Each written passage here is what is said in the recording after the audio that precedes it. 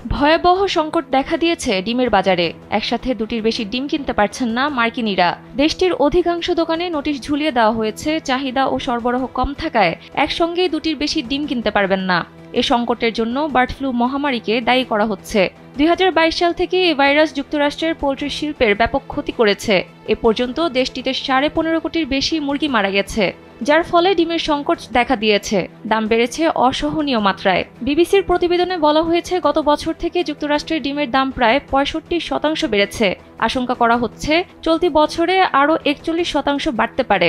ঊর্ধ্বমুখী বাজার সামলাতে তুরস্ক ও দক্ষিণ কোরিয়া থেকে ডিম আমদানির পরিকল্পনা করছে যুক্তরাষ্ট্র।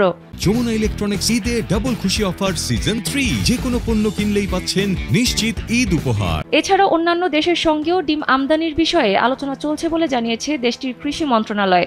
বিদেশ থেকে আমদানি ছাড়াও ডিমের দাম কমানোর জন্য ট্রাম্প প্রশাসন $100 কোটি পরিকল্পনা ঘোষণা করেছে।